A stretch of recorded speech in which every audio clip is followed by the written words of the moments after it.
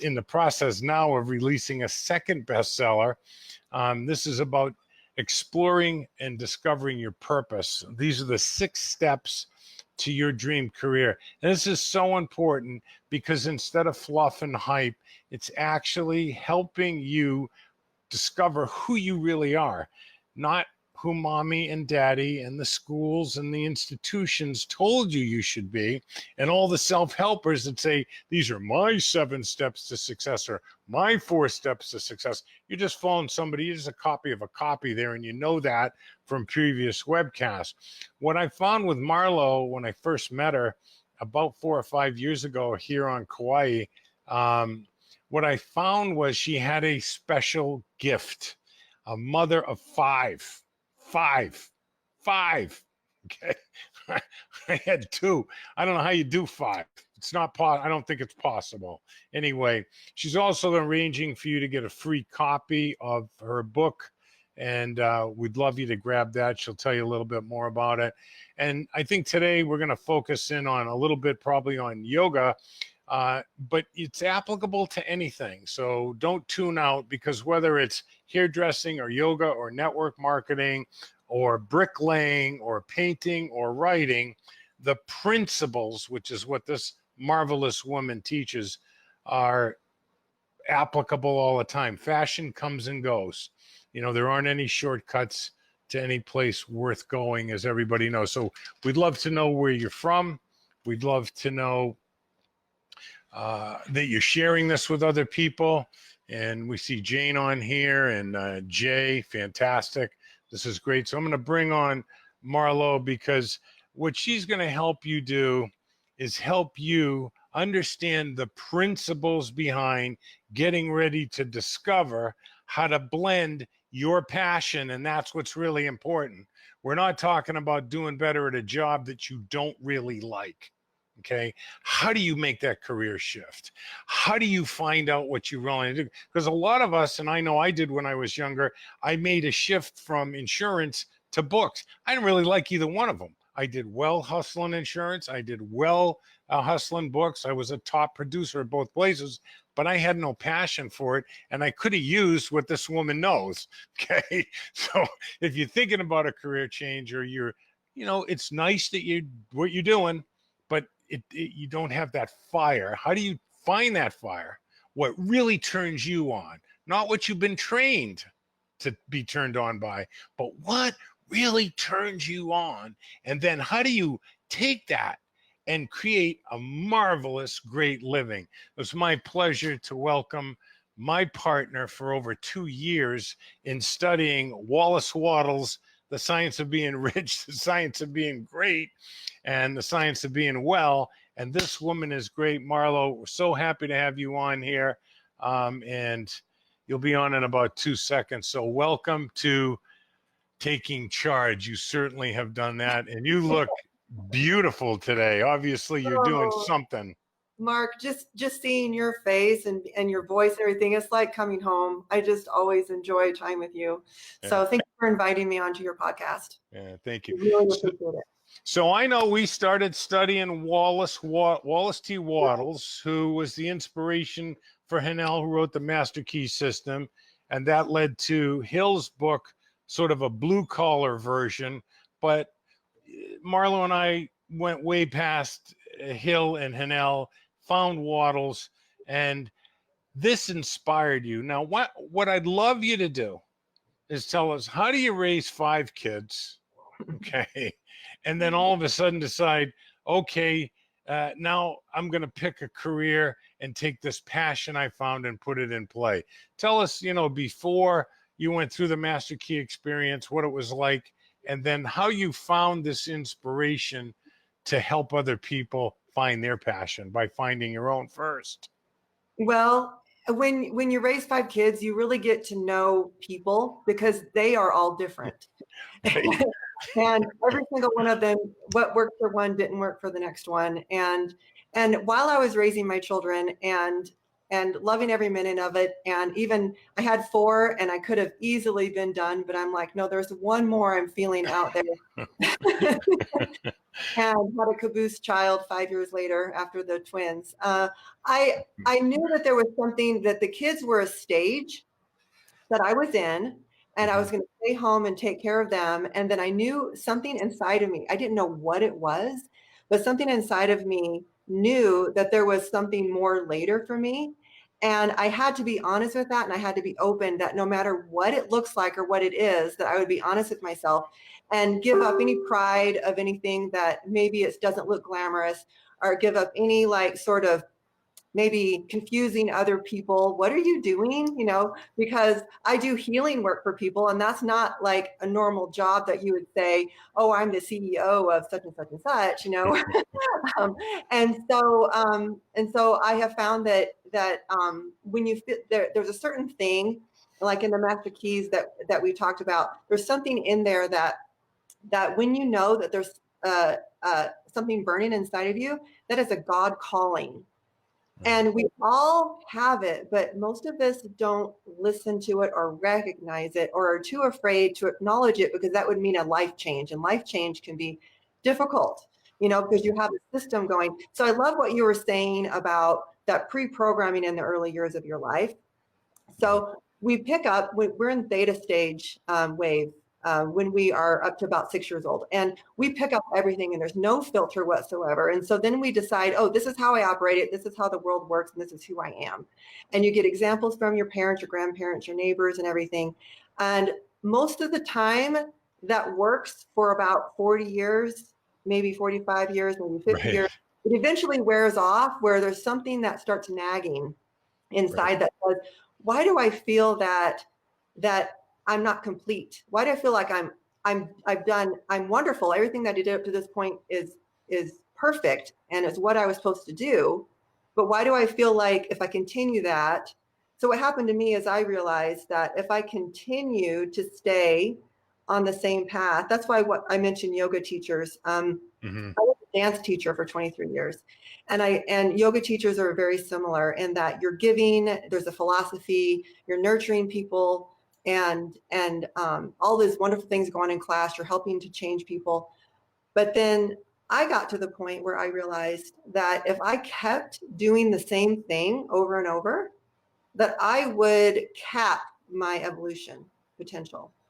Like I had hit a ceiling where if I kept doing this for the next 30 years, 40 years, that I would not grow very much. Like it had given me all that it could give me. And I didn't want that choice. It's a choice to make. It's not right or wrong. It's not wrong to choose to stay and say, okay, I'm happy where I am. I'm just going to stay here for the next 30 or 40 years. There's nothing wrong with that.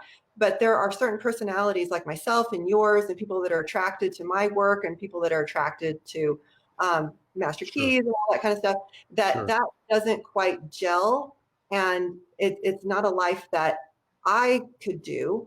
So I had to find out, okay, now with dance teacher stuff, and it was a big decision because I felt like I was chopping my neck off. But what is next? And it takes a lot of courage to be open to say, God, what really is my calling? Right.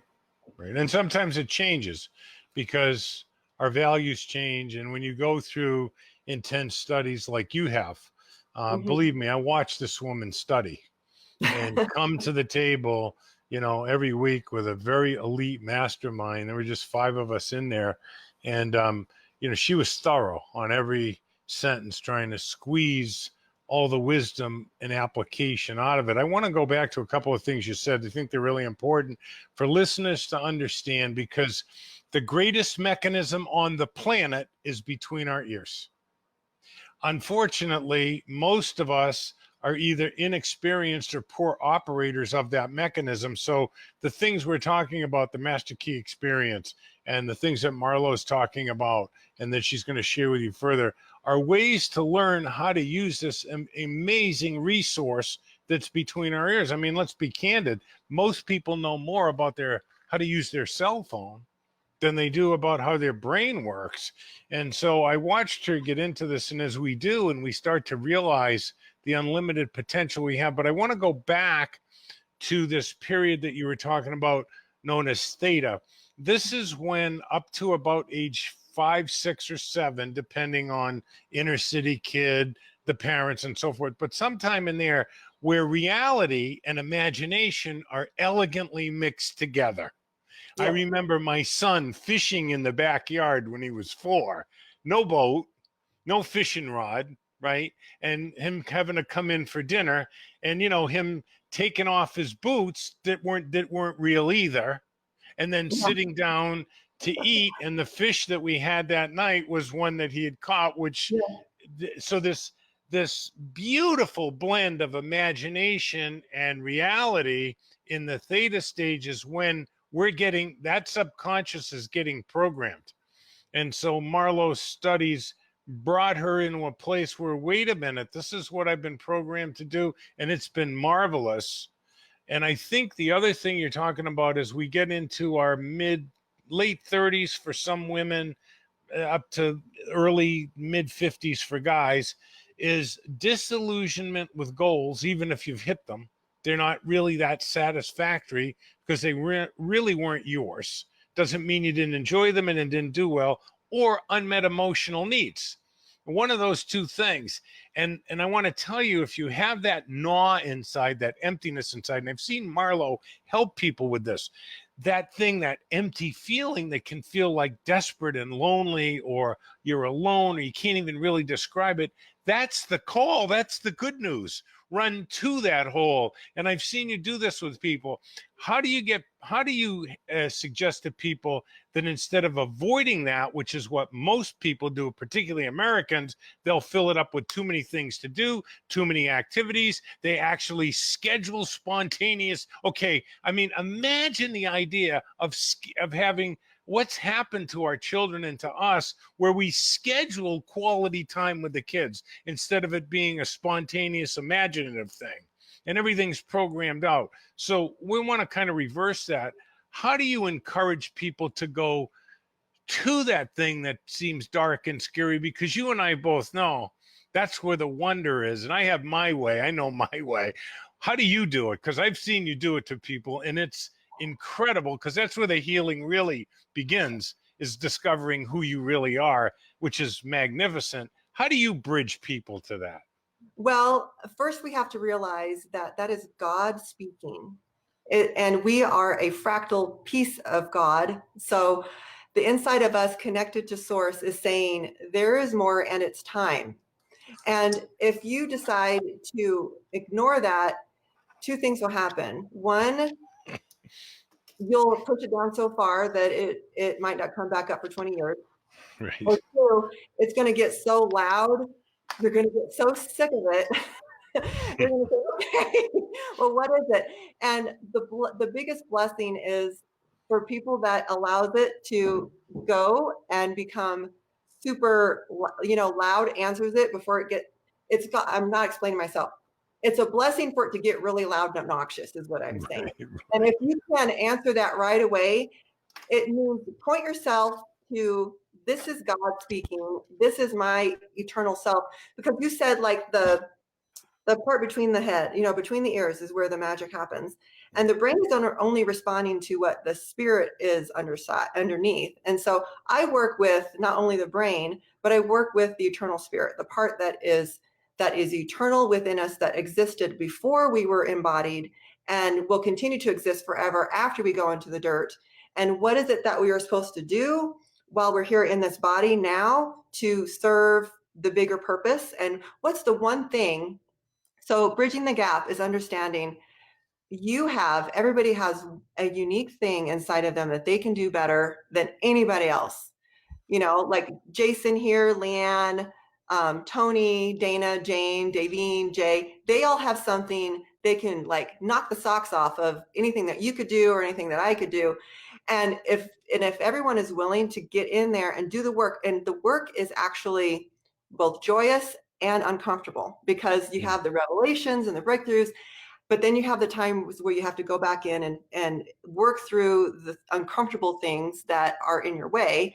And so the people that are willing to be uncomfortable and delay gratification of right now, everything feeling comfortable, delay gratification here and there, are willing to go that, you always come out the other side. And so I promise you, if you listen to that call and you're willing to trust this, I think the big problem is trust that they can do it. You know, that a lot of people don't think that they really have anything on the other side that's worth all that working for. Right. And so if you can trust that if you are God embodied and there is something on the other side that you can do better than anybody else on the planet, and if you want to find that, you will find that. And if you're willing to go through the work to get there, 100% of the time, the answer will be there for you.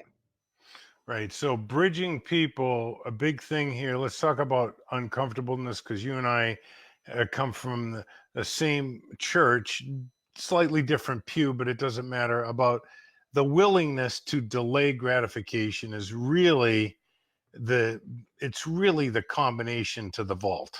Yes. Right. And so, one of the really interesting thing, great movie called Food Matters. And it's not anti-medicine and all that, but they're talking about it's not that difficult to eat organic, and what you eat today walks and talks tomorrow and so forth.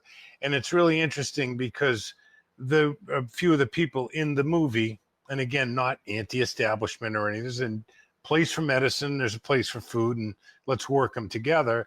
But fundamentally, the way that we're perceived in the rest of the world is our biggest fear is not death, it's not terrorism, it's not speaking in front of a large group, it's inconvenience. We don't want to be inconvenienced. And it's inconvenient for the way we've been conditioned to step into the unknown, this hole, and be uncomfortable, because to me, the reason people don't want to be inconvenienced is they don't want to be uncomfortable. They don't want to yeah. So they're really, to me, very similar in most situations. What suggestions do you have to encourage people, instead of feeling empty and lonely and saying, this is a call?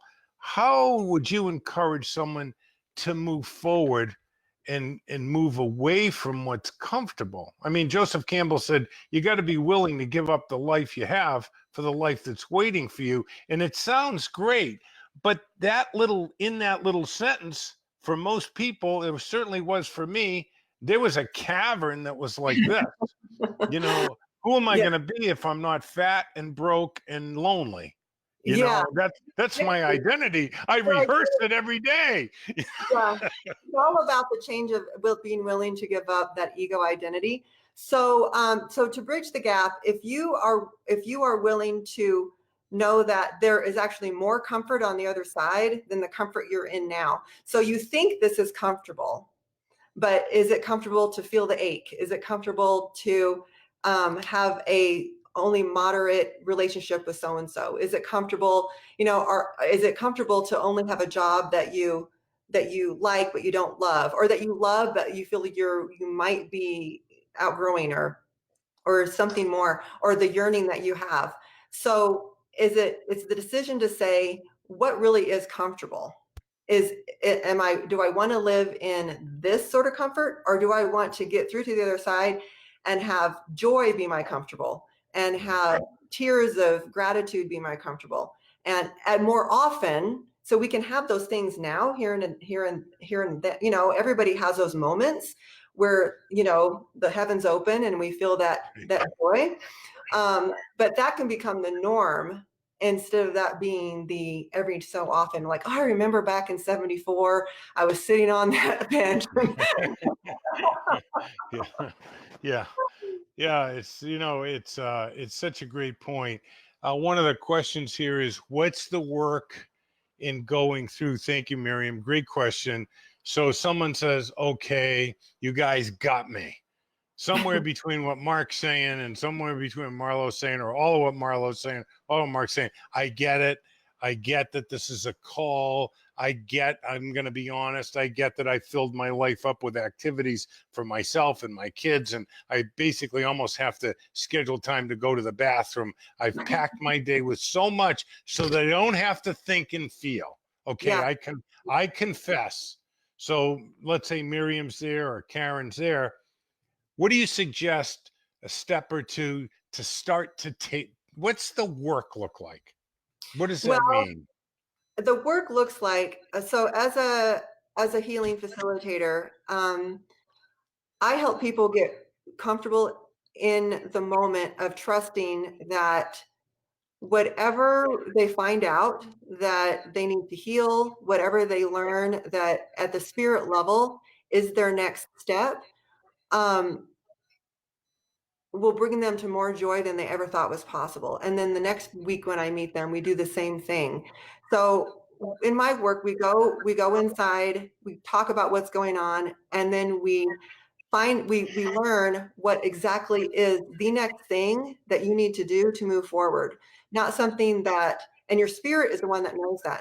And I read that because your spirit knows all that information, but Right. we can't just walk around and know that consciously. Oh, for the first thing I need to do is unravel that thing that happened when I was 4 years old. You're not going to know that, you know, but we go through and we find what is the next thing that in your evolutionary process is ready, the low-hanging fruit, and then we keep going, we keep going, we keep going, we get deeper and deeper and deeper until you're just not even the same person, in a good way.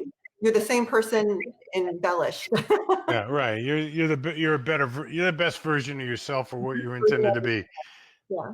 So here's the debate that I'm having with a few people, and since I mean, I hope you're getting, folks, when we say influence the subconscious, it's the subconscious that's the connection to the realm of divine ideas, universal mind, the source of all good, God.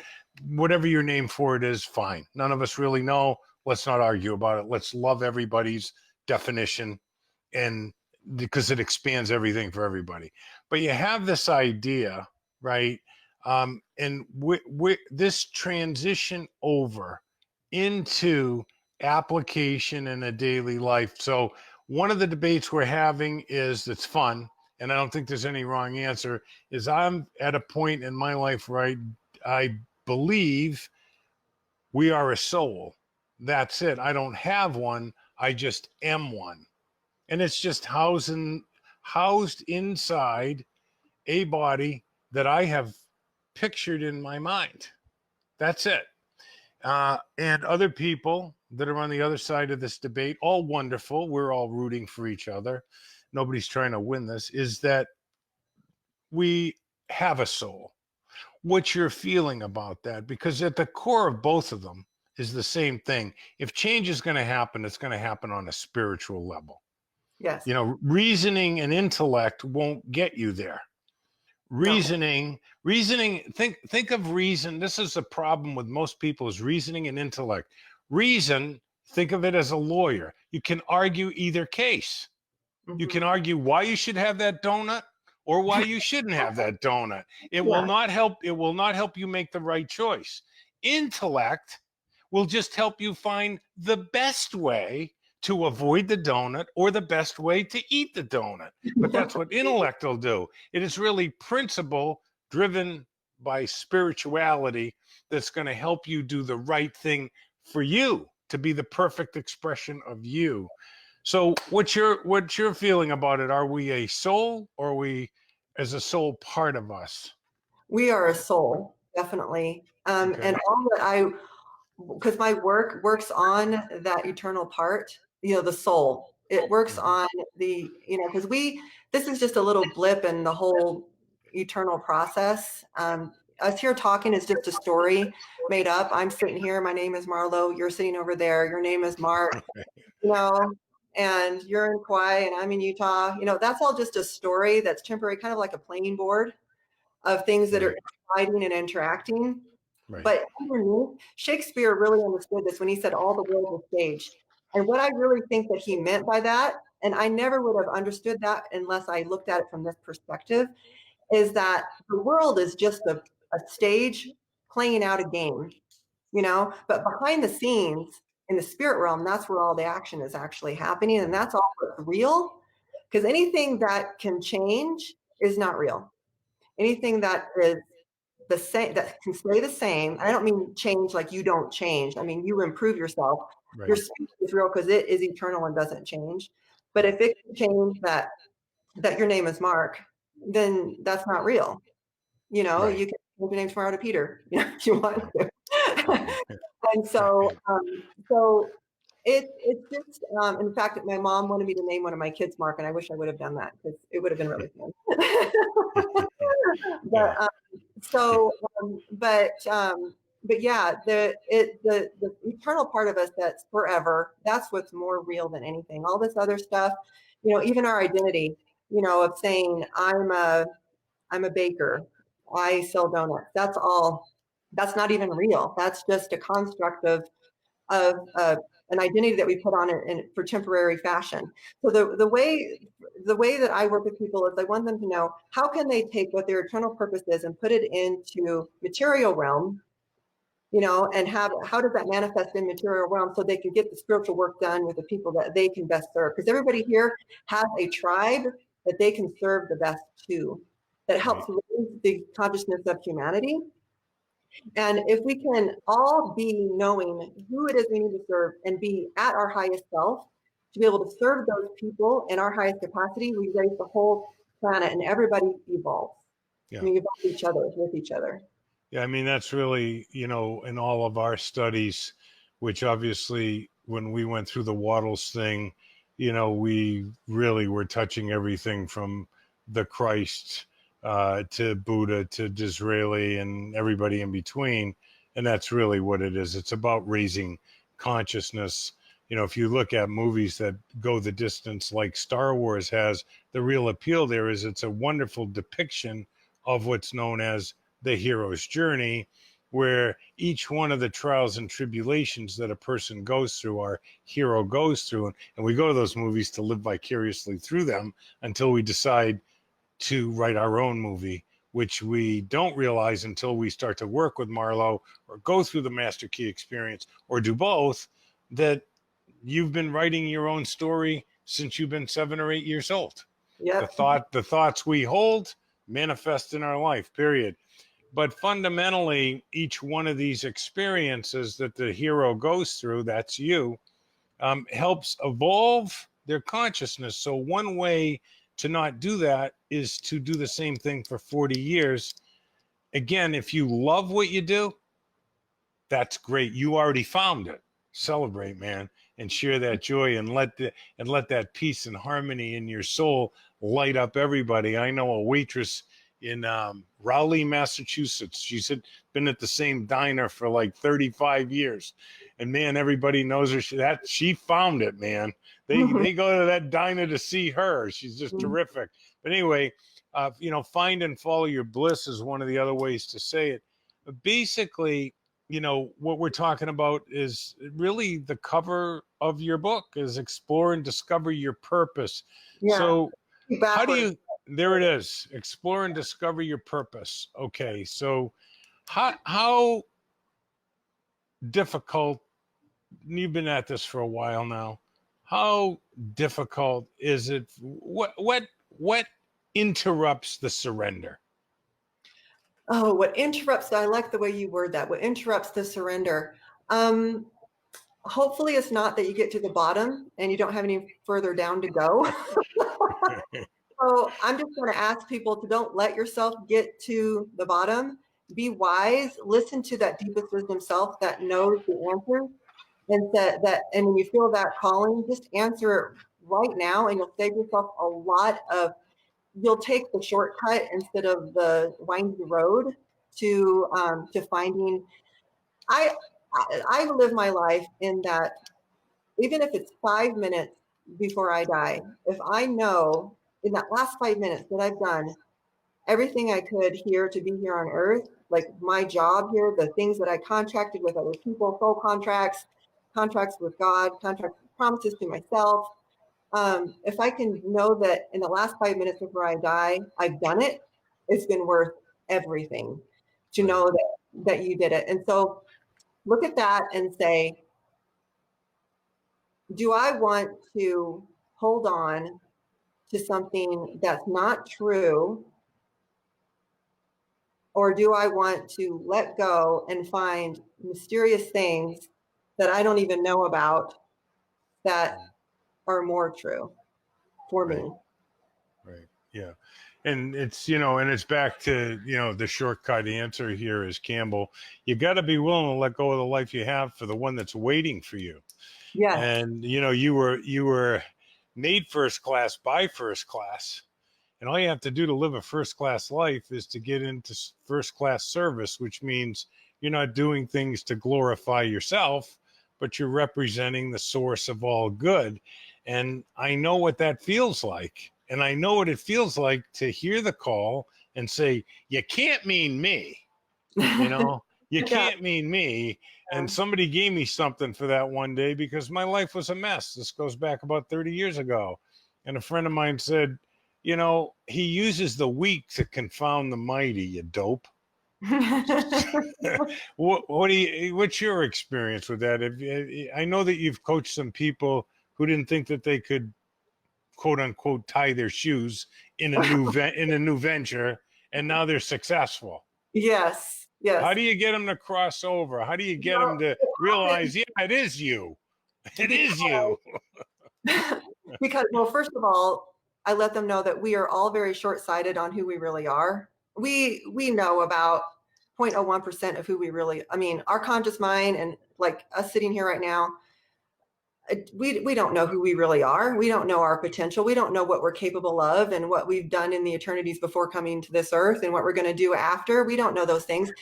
And so the work unfolds organically as people evolve, because the work, it's like taking years off of evolution, even lifetimes off of evolutionary processes doing this work.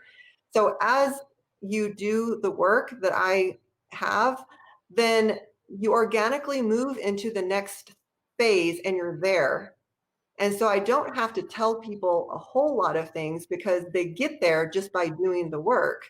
They become something different really, really quickly. And so, and some people even like write me a big letter about the big things that they've changed and everything. And then the next week they come in and say, so I'm so excited that you feel you've made all those changes. And they go, what changes? And I go, well, the changes, that 2 pages that you wrote me about all the changes that happened right after the session. And they go, oh, no, I feel fine. And I'm like, well, I'll get it out and they'll look at it and they're like, oh yeah, I was like that. They become so new that they don't even remember how that was before. It's like just gone. It's like right. A lifetime ago to think that they thought they had that problem. Sure, you're helping people create a new person and a new life. And I know, I can speak for Marlo a little bit here. She may have a different spin on it, but you're really not turning into Marlo. You're really not turning into, like, one of the things that we have in our course, the Master Key Experience, is, we tell people, this is different than anything else. We don't want you to copy us. We want you to find you.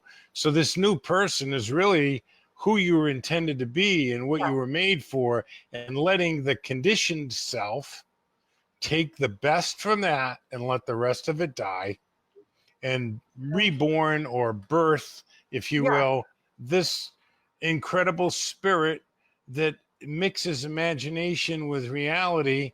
But the imaginations now have value based on what you've observed in the world and where you can make a difference in your house, in your school, in your community, in your state, or the world. I don't know what stage you're supposed to be on. That's none of my business. I'm just rooting for you.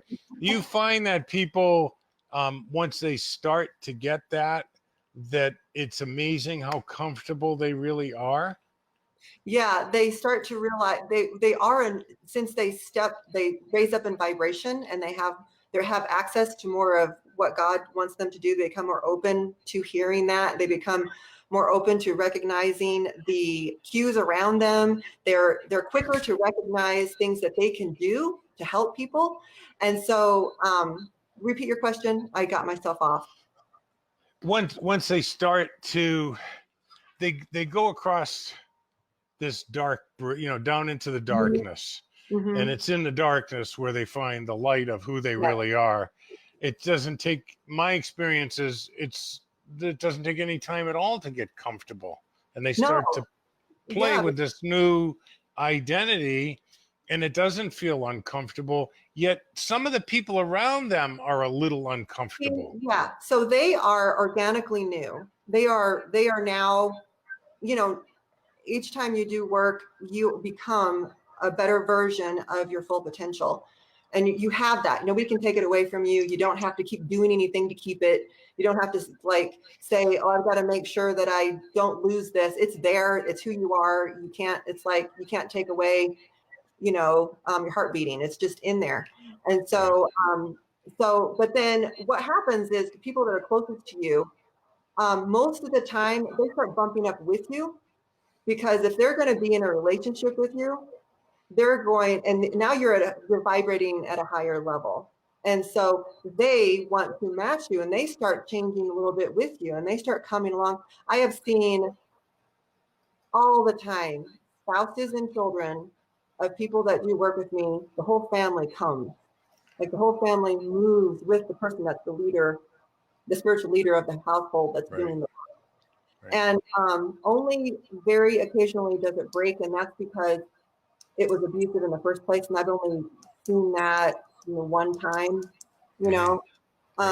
He got so evolved where he realized, oh, this is an abusive relationship, and he couldn't come with her because she couldn't allow him to do that anymore. Right. But well, one of the things that we like to tell people, because I know a lot of people that have been through the Master Key experience or Think and Grow Rich with us, you know, we tell them about halfway through, because if they'll stick with it that long, if they'll stick with what you're doing, folks, this is not what Marlo's teaching, what she's sharing, and what her real gift is. This is not shake and bake over the weekend, yell and scream, walk across ice cubes or hot coals or anything else, and your life is all better. This is work. This is organic, steady work. It takes time. And just like, you know, Solzhenitsyn and Capri and the Buddha and the Christ and everybody else, you are initially going to get criticized, because while everybody else is painting by the numbers, you're Salvatore Dali having a ball out there creating this new reality. And so you need, have you found that preparing people for a little initial pushback is something? And to me, you tell me what you think, but to me, when I feel pushback, I know I'm on the right track. Exactly. If you don't get any pushback from anybody, it means you're not doing anything. You're sitting on the couch eating sour cream and onion chips again, right? Yeah, because the ego fights so hard to stay in charge. And so when you're willing to say, okay, ego, spirit's in charge, I'm in charge, and you start moving past what the ego's trying to do, but everybody else is still working and the ego in charge, they're in charge egos are going to be saying, no, because the ego's job is to stay in charge. But the spirit's job is to override that. And so we're here on earth fighting that battle of ego in charge, inner spirit in charge. And so the people that, it's not the ego's fault. That's its job. That's part of why we're here, is to get past it. So they were going to start fighting it. And I've had it happen to me. It's fine. I just kind of know that, and it's going to continue to happen, because the more you evolve, the more you're going to push buttons. Oh yeah. But the pushing the buttons, you're not doing it to be in anybody's space. You're not doing it to be, you're just living your life. You're living your best life, and you let them do what they need to do. And if somebody has kind of a tantrum or a falling apart or a rah, good. It's because it's what they need to do to move forward. Well, one of the things that, we like to share with people, and I learned this early in business, in the home-based business industry, is, the name of the book is Explore and Discover Your Purpose. Okay. And you can grab a free copy today at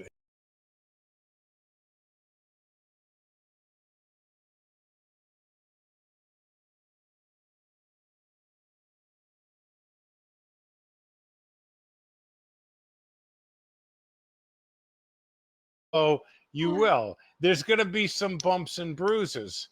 And what we're talking about with bumps and bruises, I can only confess about my own. All the bumps and bruises that I thought were so painful, and I wanted to run back to the comfort of the life I had and the pals I had, and my whole life was based on the Red Sox or the Celtics or, whatever. That was the big thing. I was drawing my identity through whether a team won or lost. Talk about a shallow life. And I started to realize later that these bumps and bruises are just to my ego. They were false beliefs anyway. They weren't advancing me anyway. And here's a good way to test yourself, like to know what your feeling is about this, Marlo. If you express opinions politically, if you express opinions, about the budget, if you express opinions about how your school system or your state should be run, all those opinions are all ego. Yes. That's all they are, to try to draw esteem from other people. And I'm entitled to my opinion is probably the second worst statement. The first worst statement is, you complete me. Okay. I love the movie Jerry Maguire, and it's a great line, but nobody completes anybody. We complete ourselves, and then we have something magnificent to offer. Okay. The completion comes from here, and we're to share the completion, not get it from the outside. But this simple idea, what are your feelings about that? The bumps and bruises are really the divine, or the guides who are the divine is working through, chipping away at these false beliefs that weren't working anyway. And do you find that, to make it a two-part question, that as people start to get close to their greatness, and you and I both know there are no common people, we all have greatness in us, as they start to get close to it, they almost start to defend the way that they've been living their life, even though they just complained about what they don't like about it. It's ironic. Tell me about that. So that's that part that ego, like, that's that push and pull, the spirit wanting to move forward and the ego still fighting. And so you want to go back, and then you want to push. Anytime that you try to state an opinion about something, like what you were saying, you so eloquently taught about opinions in the Master Keys. I really wish I could teach it that well. I don't think I can. But whenever you state an opinion about something, you're just making an argument against something else from a false premise anyway, because there's so much. It's all ego. There's missing information. It's incomplete information. And it's just talking about something that is from a very narrow viewpoint without all of the information, the pieces. And if you had all the information, the pieces, there would be no sides to anything. Right. Really wouldn't be. Right. Yeah. Well, it's much easier to talk about what they're doing wrong in California than take out the trash here. Yeah. And take responsibility for your own job here as a human being with God. So one of the things that we wanted to touch on here is, that people in their gifts, once they find it, whether it's yoga or direct sales or network marketing or cutting hair or whatever, that they can discover how to blend that passion and earn a great living. A tip or two on that, just to kind of tease them, so they'll go get the book. Okay. Free. So yeah, for free. I love to give it away for free, because I just want people to be able to have access. So say that you have been an at-home mom, and it's been the perfect place to be. And then you go and get a certificate to teach yoga because you're talented, you're gifted, you want to share with somebody. You want to, there's something inside of you that feels like you want to give more, and you want to get out in there and influence other people and receive from other people. And so you're teaching yoga for, like, say, 6, 7, 8 years. And then the spark starts to feel like, okay, I'm teaching these classes, but I feel like there's more after this.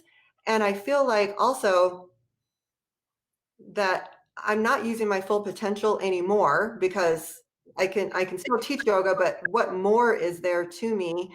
And also, you have to have income in order to facilitate and drive a movement. And so without, I mean, if you look at everybody who has wanted to lead a movement into something, like Mother Teresa, a lot of people think that Mother Teresa was just this kind nun that walked around and hugged babies. But she was a very shrewd and understanding red that understood that knew that if she that if she wanted to create her movement, that she had to have funding for it, monetary funding for it. And so she wrote books. I don't think anybody knew that she had like millions and millions of dollars. It's not something that most people understand because it's not what she was about. She wasn't about having the income to fund her movement. She was about doing her movement. And so find anybody who said, like, look at Christopher Columbus. I bring him up again for some weird reason, but he had to go get funding from the Queen. He had to have funding for his movement. He had to have these ships, the Nina, the Pinta, and the I don't, fifth grade, I don't Santa remember. Maria. Maria, yeah, I was going to say Anna Maria, Santa Maria. To go across, he had to have funding. He had to have backing, and so so we can't create our movement of what we can do here without that financial backing.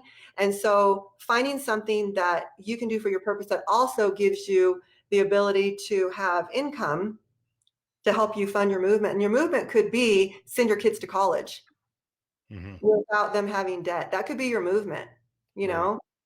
Letting the grandkids have an inheritance when you pass away, so they can have something to live on, you know, to start a new life.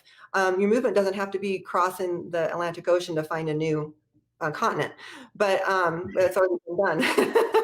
But whatever your movement is, so it's finding, it's that if you have that ache, if you don't have that ache, probably, you know, we might not need this right now, but if you know there's something inside that's saying there's something more for me, I feel like I've hit the limit of how I can serve in this capacity of where I am right now. I don't want to leave it, but I need to expand on it in some way. And I need to find more of what my gifts are and also turn that into something I can create a movement with because I can have monetary funding with it. Yeah, funding to expand the movement or whatever. You know, Yeah. like I'm working with a kid in New Hampshire right now, and what he's doing in sales, which isn't what he loves, is he loves music. And what he wants to do is set up a center because they're taking music and art out of the schools because, let's face it, the schools want little consumers produced now. They don't want thinkers. And fortunately, there's people like you that are trying to help people challenge what they've always done to either validate, yes, this is who I am and what I'm supposed to be doing, and I'm going to enjoy it more, or yes, it's time to add something in or change or penetrate an entirely new world. But that's what he's doing. You know, he wants to build this music center and he needs to fund that. And he's not going to fund it by playing music as much as he loves music.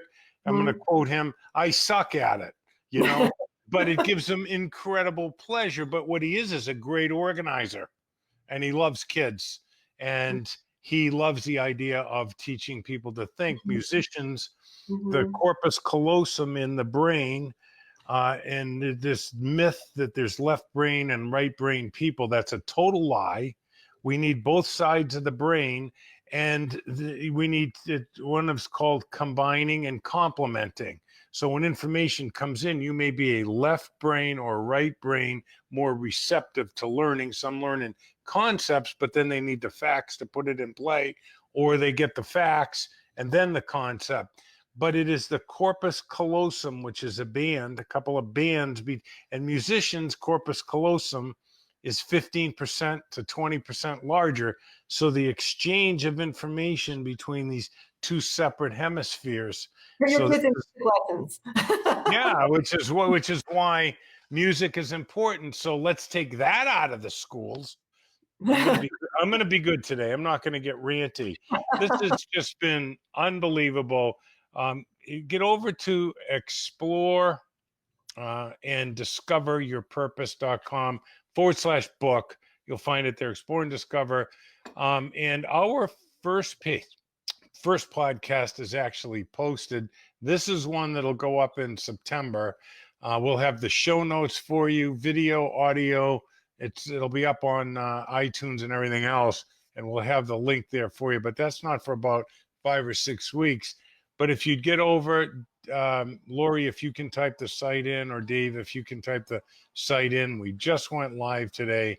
You can grab the first podcast, which kind of explains what we're doing here, and subscribe to it so you don't miss any of them when they come out. We just wanted to do a few live in September to try to create some awareness and give people like Larry and Miriam and Leanne Overlander, another one that's really penetrating some new worlds, a shot at getting it early. We appreciate you sharing this. If you're listening to this podcast through normal channels, man, we'd love you to subscribe and comment.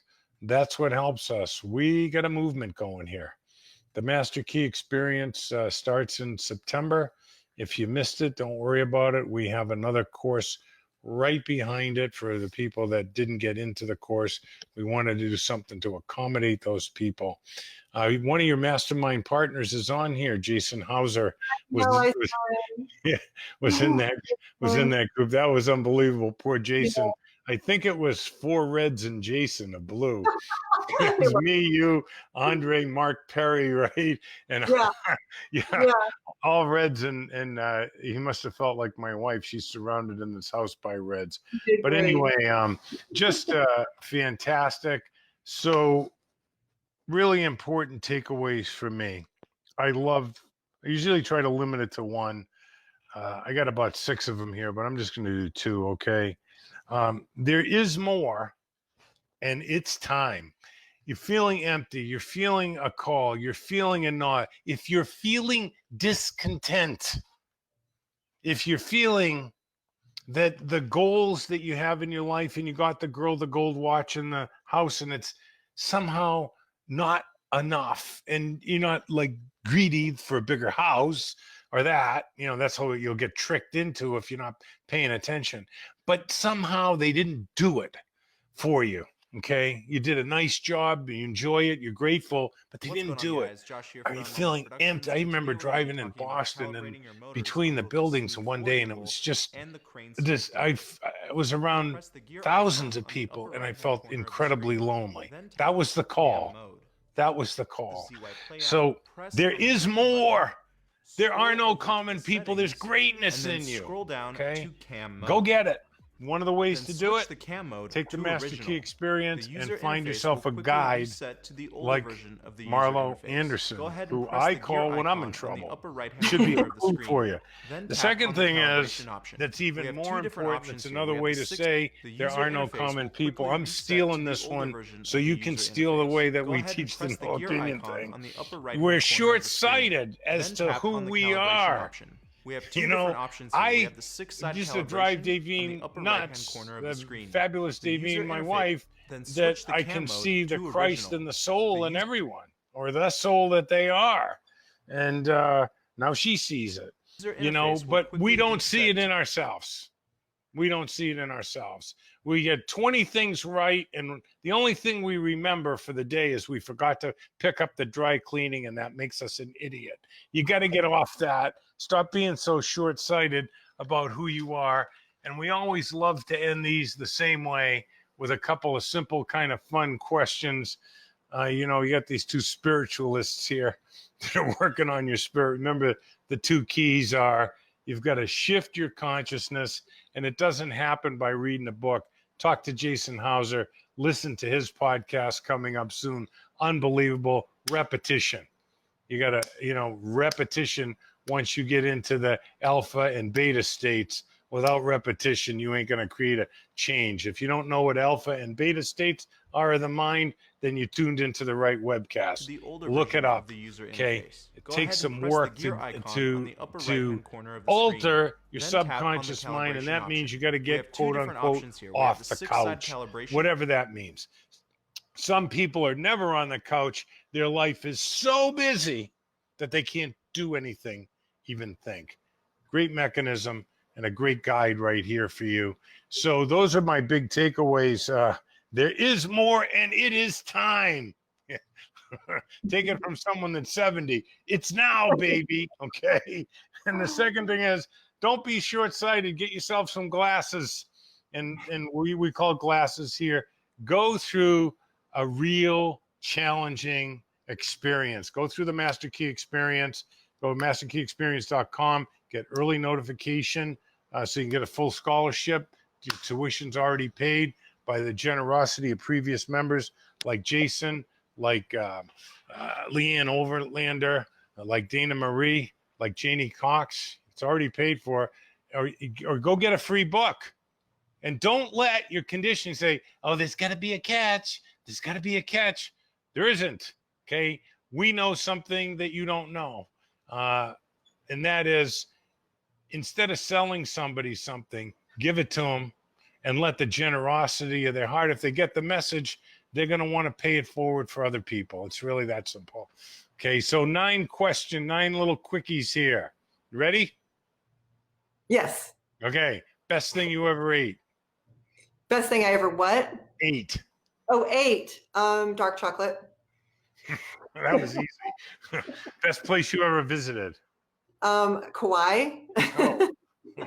Come to Kauai, everybody. Okay. Favorite word or sound? And if you want to learn how to do that properly, go ahead and check out this video right here. And we have the motor calibration. I'm going to be Least showing you how favorite to word or adjust sound? the motor calibration. Once I don't you even press want to on say motor it. calibration, a diagram of the gimbal will pop up. Here, we'll Love be able to is- manually adjust the pitch Love. and the roll Love axis. is love. Press Money on the axis is- that you want to change. You'll Money notice is that love. while we make the adjustments, Okay. the gimbal will start to adjust. Life is. Once you're happy with both the pitch and Life the is roll eternal. axis, we can click is on the eternal. check marks and then press If God save. exists, Now last you'll have question. a leveled horizon. When you I only get to the recommend pearly adjust. gates, Once you're what would you like to hear him press on the say? axis that you want to change. You will be able to We manually did it adjust together. the pitch and the roll There axis. it is. There it is. Press Thank on you the so axis much that for you being wanna on. change. You'll notice that while we make the MasterKeyExperience.com for early adjustments, the gimbal notification. will start to Get to adjust. our podcast Once you're happy page, with which both is, the pitch and the roll I axis, think, is we it can click on the check marks podcast, and Master then Key press save. Podcast. Now you will have a .com. leveled horizon. Now, I only Subscribe, recommend leave a people start review to so we get adjust. up in the ratings. Once We you're want a happy with movement both the here. pitch and You'll the be roll part of axis, it. we can Every click on the year check marks in and then press save. February, Now you will we have give will a start to all-expense adjust. paid trip Once you're happy to with both the pitch and the roll Kauai axis, we for can click on the check people marks that and then plug press into what save. we're doing. So Now you will have last year click on the check marks and then was, press I think the last roll year was the axis, 5th year we that can we've click on the done check that. We'll marks be doing and it then again this year. So get over there. Peace be the journey. Marlo, can't thank you enough. Thank Again, you for having me. Appreciate it. peace out.